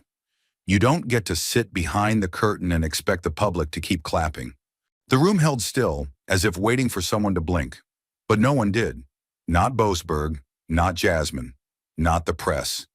And in that frozen moment, the imbalance of power, the untouchable judge versus the daughter of the people, shifted just enough for the country to feel it. Jasmine leaned back now, not in retreat, but in control. "You've spent decades being respected, Judge," she said, "and maybe you earned some of it. But respect isn't a shield, it's a responsibility. And when you choose silence, when you dismiss warnings, when you let evidence die in a folder because you're afraid of a headline, then you're not protecting the law. You're hiding behind it." No response came. Boasberg sat rigid, his eyes fixed forward, his lips pressed into a tight line. The authority in his posture now looked hollow. Not because he was powerless, but because, for the first time, he wasn't alone with the story. Jasmine let the final words hang, then added, "I'm not here to make headlines, Judge. I'm here to make sure this never happens again. And if that makes you uncomfortable, that's not my failure. That's yours." The tension didn't break with applause. It didn't need to. The moment had done its work. All that was left now was the truth, undeniable, unedited, and impossible to unhear. Judge Boasberg sat frozen, cloaked in silence. But silence was no longer an ally. Jasmine Crockett was about to break it wide open. She didn't move quickly. She didn't have to. With the weight of the room pressing inward, Jasmine reached for a small black USB drive resting quietly on the binder in front of her. Her fingertips brushed it like it was a trigger, and in a way, it was. She held it up for the cameras to see, then looked directly at the committee. "There's one more thing," she said, her voice even, steady, the storm behind her words carefully restrained. "This isn't a document, it's not a memo, it's a voice." She turned to the committee clerk. "Please cue the audio file. Clip 47B. The room dimmed slightly as the screens flickered to life. No music, no graphics. just a plain waveform pulsing on the screen, and a timestamp, April 17th, 10:43 a.m. The moment the clip began, the voice was unmistakably real. Male, mid-40s, casual, arrogant. Look, we just need to sit tight. Don't move anything into the docket. No written responses. Let Signal do its thing. In a few days, it's gone. Crockett will never see it. She's loud, but she doesn't have reach into the judiciary. The line was followed by laughter. Another voice chimed in, muffled but clear enough to chill the blood. Exactly. That's the beauty of disappearing data. Let the system clean up after itself. The audio ended there. No static, no fade out, just silence, followed by a collective gasp that seemed to rise from the floorboards. At first, no one spoke. Then the press gallery erupted, not in words but in movement. Reporters reached for their phones. Cameras zoomed in tighter. Someone in the third row whispered, "Oh my God," before remembering they were on hot mic. Hashtags flashed instantly across every screen. Number sign, Signal Gate. Or a cover-up confirmed. Crockett was right. Jasmine sat still, her hands clasped in front of her, as if holding back the fury of a generation. She didn't gloat. She didn't smile.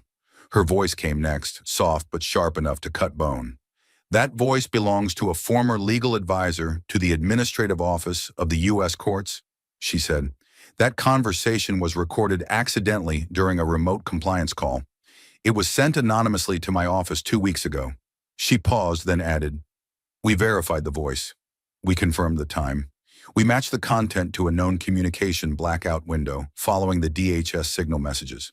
She turned back toward Judge Boasberg. "Your Honor, this wasn't a misunderstanding. It was a strategy." Boasberg's lips parted slightly, but no sound came.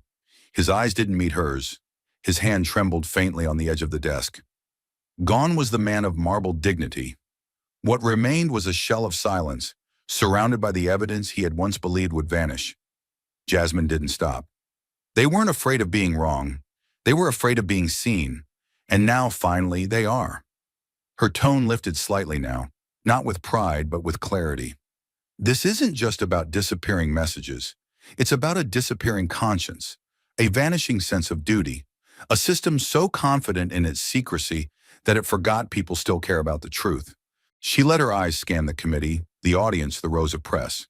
"And if anyone here still believes this is about politics," she added, "ask yourself, who benefits when justice is timed to expire?"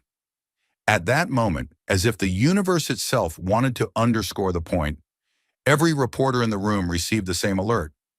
Breaking whistleblower audio confirms signal cover-up.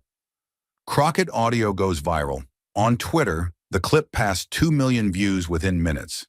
TikTok spliced it with Jasmine's voiceover. This is not performance. This is history. CNN ran the headline, "Federal Judge Under Fire as Audio Leaks Confirm Fears of Judiciary Complicity." But inside the hearing room, the real moment hadn't passed yet. Boasberg finally spoke. Just 2 words. "I object." It was soft, almost pitiful. Jasmine turned to him, eyes calm, voice colder now. "Object to what, Judge? The sound of your own court being exposed?" She paused. "You don't get to object to evidence. Not when you helped bury it." Boasberg's face flushed a deeper red. He looked ready to respond again, but Jasmine raised one hand, not to interrupt, but to anchor the moment. "You said earlier that I'm not your judge, that I don't get to rule on you." She stood now, slowly, deliberately. "You're right. I don't." She looked to the press, then to the cameras, then back to the committee. "But the people do." The gallery erupted in low murmurs again. Aid phones lit up like stars. Committee members sat back in stunned silence, some of them clearly trying to process the scale of what had just happened. The narrative was no longer theoretical, no longer partisan. It was voice, timestamp, and admission, and Jasmine knew it. She walked toward the committee bench, placed the USB gently on the record keeper's table, and said, "Let the full audio be entered into the record." A beat passed, then another, and then the chair of the subcommittee, an older man who had barely spoken all morning, leaned into his microphone, cleared his throat, and said what the entire country had been waiting to hear. Without objection, so ordered. That was it. That was the moment.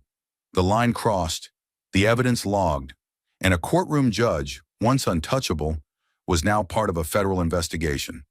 Outside, the hashtags multiplied. Erase no more, Boasberg tape, nor let the people judge. Journalists surrounded Jasmine the moment she exited the chamber, but she said only one thing before moving down the hallway. You can silence people. You can bury reports. But you can't delete the truth forever. It was over, but it was also just beginning. The audio had shattered any illusions of innocence, but the silence that followed was even louder. Jasmine Crockett knew exactly how to end it. She didn't rush. That was never her way. As the committee clerk logged the audio file and reporters scrambled to send breaking updates, Jasmine remained still. Her hands rested on the desk, her breathing calm, eyes lowered, but her presence filled every inch of the chamber. The judge was silent. The witnesses sat in still tension. Even her critics, those who once rolled their eyes with practiced dismissal, now looked toward her not with agreement, but with awareness. Something irreversible had been set in motion. Then she stood. No gavel struck. No voice gave her the floor. She didn't need permission to speak anymore. The entire room, press, public, and power, belonged to the truth now. She walked slowly to the center of the semicircle, steps deliberate, heels echoing against the stone floor like a slow drumbeat. She didn't look at Boasberg. She looked through him, past him, into the eyes of every person who had once believed the robe meant righteousness. Her voice came quiet, not to soothe, but to hold razor-sharp control. A nation of laws cannot survive on silence. The words landed soft, but sharp, measured, but undeniable. She scanned the room now, eyes landing on those who had challenged her just hours ago. She wasn't challenging them back. She was indicting something bigger than any name on a placard. We are told that law is blind, that justice wears a blindfold because she must not see rank or title or party. But what happens when those who carry out the law choose to close their eyes on purpose? Murmurs rose. A cameraman whispered, "She's not done." She wasn't. She lifted the signal report again, this time without drama, just proof. Then she laid it beside the transcript of the audio. And beside that, she placed the whistleblower memo, one after the other like evidence in a case already closed by the court of public opinion. This isn't about signal, she said. This is about a pattern, a culture, where silence is not just tolerated, it's rewarded, where warnings are treated like noise, where truth is delayed until it dies in the inbox of someone with too much power and not enough courage. Then she paused. Not for applause, there was none. The room wasn't clapping, it was listening. And now let me leave you with one last truth. She looked at Boasberg now, dead center, eye to eye. Her voice didn't rise. It didn't break. It simply became a blade. A rule of law is not afraid of the truth, but a rule of law that knows when to be silent, strategically, politically, conveniently. That kind of law is more dangerous than the man who deletes the evidence. Because the one who deletes evidence does it in secret, but the one who stays silent does it with permission. A long, heavy breath passed through the crowd. And then something happened that no one expected. People stood. Not just her supporters, not just her staff, not just the students in the back row or the journalists with notebooks in their laps. Even some of her sharpest critics, those who had raised objections, called her theatrical, rolled their eyes when she first spoke, stood now, slowly, not in agreement, not in surrender, but in recognition. Because the room had changed. Because after everything, the facts were louder than the spin. The documents couldn't be called political. The audio couldn't be unheard. The silence that once protected power had become the very proof of its guilt. And in that moment, no one was standing for Jasmine. They were standing because the truth was standing, and it refused to sit down again. Jasmine's voice returned, one last time, soft but permanent. Let this hearing mark the day when silence lost its power. And then she walked away. No celebration, no fist in the air, just silence, this time hers. But the country was already speaking. Outside, the hashtags burned through every feed. Rule of silence, judicial truth, Crockett and Boasberg. Even lawmakers from both sides were issuing statements within minutes, some out of courage, others out of survival. Whistleblowers began contacting newsrooms.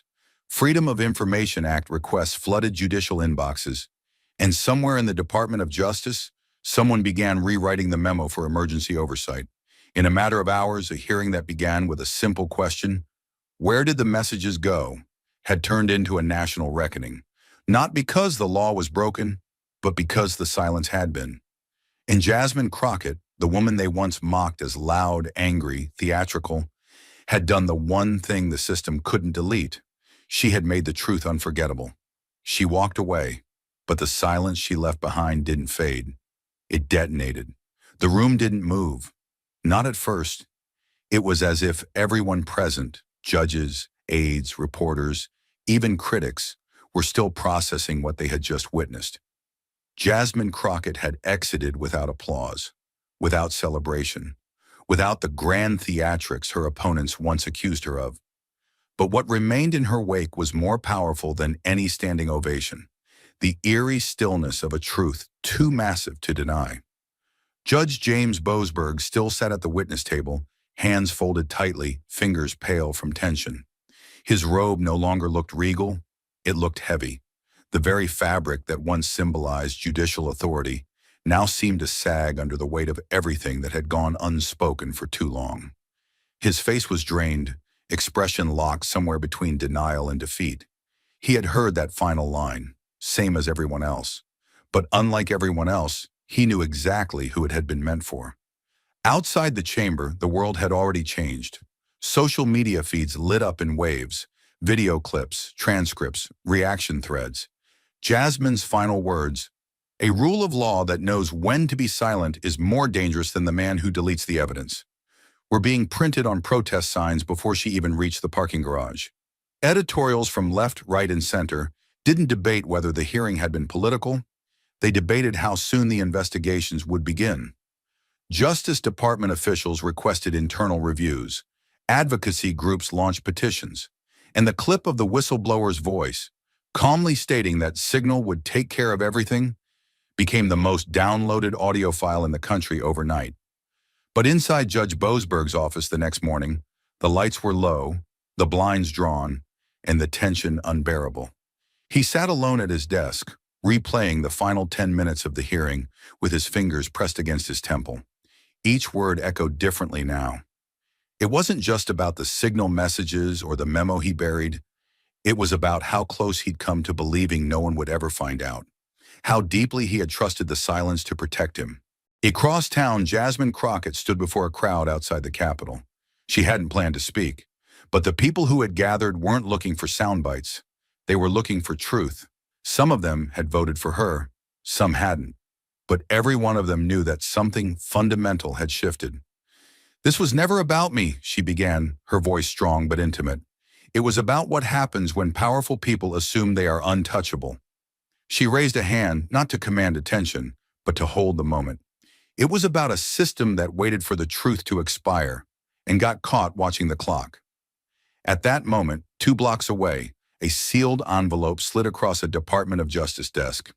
Inside, a formal referral for judicial ethics investigation, signed by 5 members of the House Oversight Committee. Attached was the full hearing transcript, USB audio, and 3 notarized whistleblower affidavits. It wasn't just symbolic, it was procedural, real, and it carried weight. Boasberg's defenders scrambled. Press statements were drafted within hours. No wrongdoing. Out of context. The judge followed protocol. But for the first time in decades, the spin didn't stick, because people had heard the tape. They had seen the body language. They had watched the wall crack in real time. And now the usual fog of complexity wasn't protecting the players, it was suffocating them.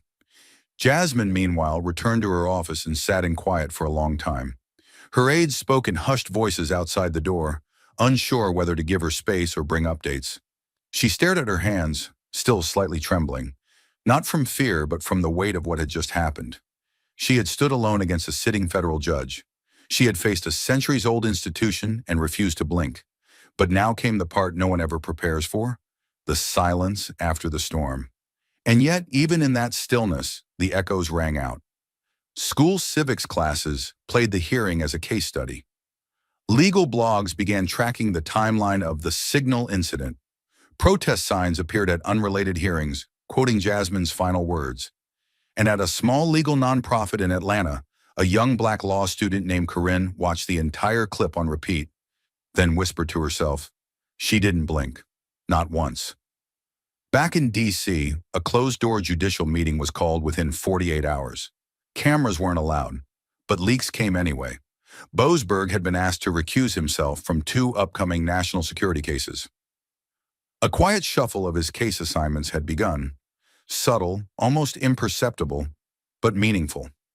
Inside the committee, no one dared say it aloud, but Jasmine had done what no one else could. She made the judiciary look inward. Later that week, a journalist finally caught Jasmine off camera, walking alone through the Capitol rotunda. "Congresswoman," he asked, breathless, "did you expect it to go this far?" She stopped, turned slowly, and gave a tired but steady smile. "I didn't expect it," she said, "but I wasn't afraid of it either." That was the quote. It ran the next morning beside her photo. Arms crossed, no makeup, no lights. Just the look of someone who had told the truth and didn't regret it. But the most powerful moment came days later, at a federal courthouse in San Diego, where a judge ruled that all internal court communications systems must comply with federal records retention laws, explicitly banning any platform with auto-delete functions. The ruling didn't name Boasberg, but it didn't have to. The message was clear. Silence was no longer safe. Back in Washington, Jasmine received a letter, no return address, just a folded sheet of paper and a printed message. "Thank you for saying what I couldn't. You weren't just heard, you were felt." She folded the paper once, then again, and placed it in the bottom drawer of her desk. She didn't cry, she didn't speak, but she knew, deep in her chest, that something had broken open. Not just in the system, but in the culture that protected it. The robe had been pierced, the silence had been shattered, and for the first time in a long time, the people didn't just see justice, they saw who had tried to silence it. The hearing had ended, but the story hadn't. It refused. In the days that followed, the Capitol quieted, but the country didn't. There were no more microphones in Jasmine Crockett's face, no grand declarations on the House floor. But what had happened in that hearing room had already slipped beyond her control. It had become something else entirely, not a scandal, not even a controversy, a reckoning. Clips of Jasmine's closing words circulated like sacred text. Activists painted them on walls. Teachers read them aloud in civic classrooms. One video, unedited, raw, captured the exact moment Boasberg looked down as Jasmine spoke, and someone on TikTok added a caption, "This is what fear of truth looks like." That clip alone crossed 10 million views before the end of the week. But for Jasmine, the silence after was sharper than the fire before. The next Monday, she returned to her office to find 36 voicemails, most of them anonymous. Some grateful, some angry. One simply said, "You've lit something you can't put out now." On her desk, a handwritten letter with no return address sat beside her coffee mug. It read, "We've been waiting for someone to say it out loud. You did. Now what?" She didn't have an answer. Not yet. Across the city, the machinery of the system shifted. Quietly. Deliberately. At the administrative office of the U.S. courts, a memo circulated marked "internal only" in bold. It outlined updated guidelines for digital communication retention. Signal was to be uninstalled. Any platform with automatic deletion features would require pre-clearance and justification. A footnote read, "In response to recent House oversight findings." There was no mention of Jasmine's name, but the ink bore her fingerprints. The Office of Government Ethics reopened 2 files it had previously closed. The Department of Justice appointed a special liaison to coordinate with Congress on judiciary executive data policies. And in one particularly dramatic turn, a federal judge in Colorado voluntarily recused herself from a surveillance case, citing erosion of public trust in internal court oversight. Her colleagues were stunned. She didn't care. The echo was working, but the backlash came too. Certain media outlets accused Jasmine of grandstanding. Pundits warned that intimidating the judiciary was a step toward authoritarianism. One op-ed in a conservative law journal argued that a congresswoman with charisma is not a substitute for due process. But even the critics were careful now. No one wanted to defend Boasberg directly. Not after the audio. Not after the whistleblower. Not after the hashtags that wouldn't die. Signal gate, cover-up confirmed, let truth speak. And still, Jasmine kept her head down. She didn't call a press conference. She didn't take a victory lap. She visited local schools. She reviewed pending civil rights legislation. She ate lunch with her staff like nothing had changed, except everything had. One afternoon, a young man approached her after a town hall in Houston. He looked no older than 22, with the kind of hesitancy in his walk that only came from growing up unheard. He waited until the crowd had thinned, then stepped forward with a shaky voice. "Congresswoman, my dad was deported in 2017. ICU signaled to coordinate it. They said there was no record. Now I know why." He didn't cry. He didn't shout. He just looked her in the eye and said, "Thank you for making that matter." She shook his hand. But what stayed with her wasn't his story. It was the word matter. For years, voices like his hadn't. Now they did. In Washington, the whispers grew louder. A few judges reached out to Jasmine's office, not for confrontation, but for conversation. They wanted to understand what went wrong. A staffer from the Fifth Circuit admitted that their internal IT team had flagged signal use months ago, but were told to focus on malware instead. One of the younger clerks confessed that they'd been told to never put anything sensitive in writing, even during case deliberations. The more people spoke, the more obvious the truth became. The cover-up wasn't an accident. It was a habit, a deeply ingrained culture of erasure, and Jasmine had cracked it open. But not everyone was ready to follow. She received warnings too. Anonymous texts, subtle pressure, invitations revoked. A scheduled speaking engagement at a university law school was postponed indefinitely. A senior colleague in Congress advised her, "Off the record, you've made your point. Don't become the point." She thanked him and ignored it, because by now she understood something elemental. Power never respects silence. It only exploits it. In private, the exhaustion set in. Jasmine wasn't invincible. She felt the toll.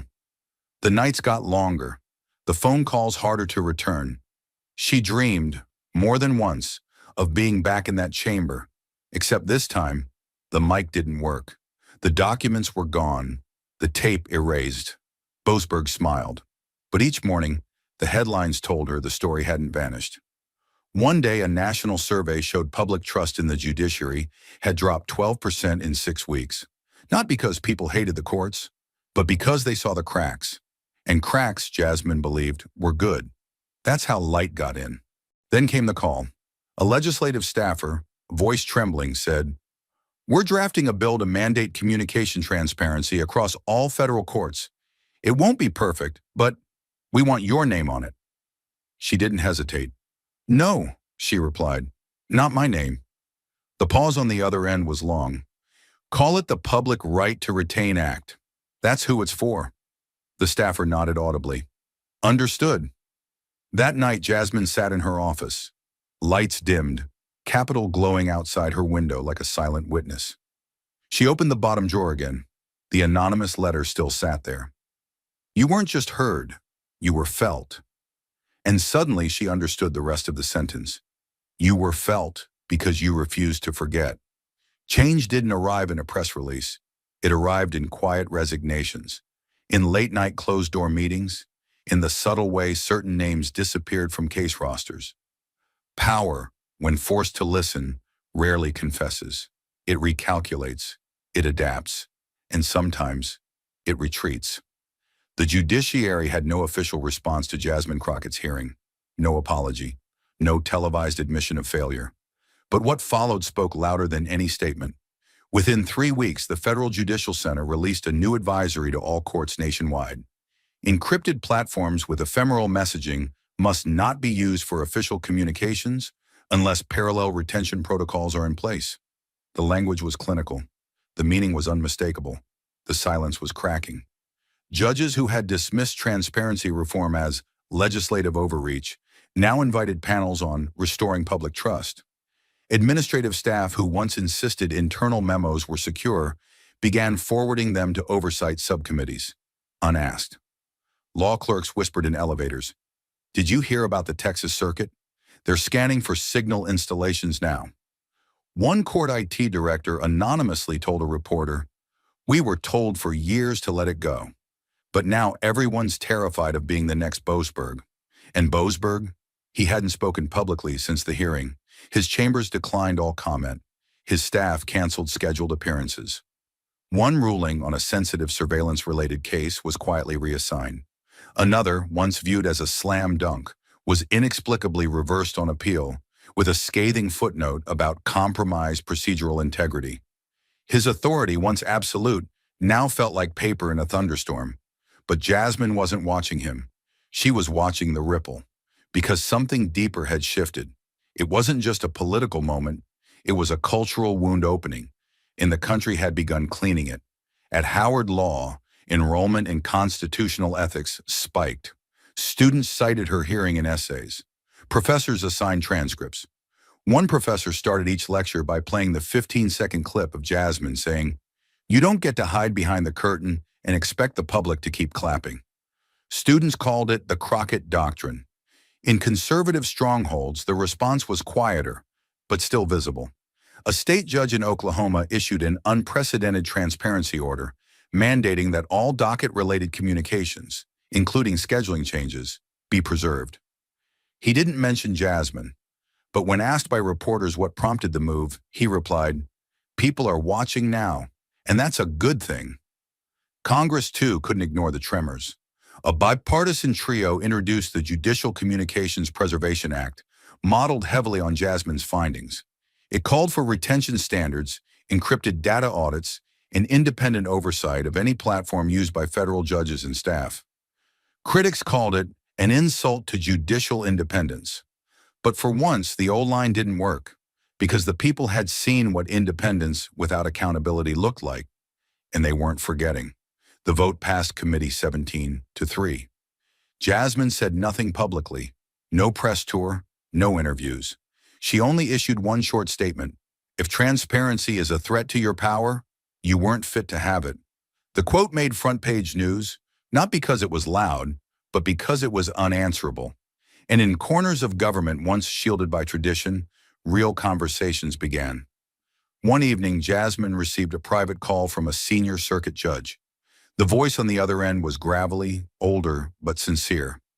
"I wanted to tell you, I've served 34 years, he said, "and in 34 years, no one's ever spoken to our institution like that. Not in public, not with facts that sharp." Jasmine didn't interrupt. He continued, "You didn't just speak truth to power.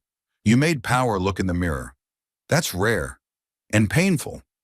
She replied quietly, "The truth was already there. I just refused to walk past it." There was silence on the other end. Then, "Keep refusing." The line went dead. But the moment stayed. Weeks later, at a quiet ceremony with no cameras, Jasmine received a plaque from a coalition of judicial reform advocates. It wasn't made of gold or crystal. It was steel, heavy, cold, engraved with only 3 words: "Because she asked." The weight wasn't symbolic. It was earned. But the most personal moment came when Jasmine returned to her childhood church in Dallas. She sat in the back pew, unannounced, as the choir rehearsed. No one noticed at first. Then during a break, a teenage girl approached. She wore a denim jacket, oversized glasses, and carried a beat-up binder of notes. "Are you Congresswoman Crockett?" the girl asked. Jasmine nodded. The girl's voice cracked slightly. "They played your hearing in our civics class. Everyone kept talking about the judge, but I was just watching you. I didn't know a black woman could do that in real life." Jasmine felt her throat tighten, but she smiled. "You can do a lot more."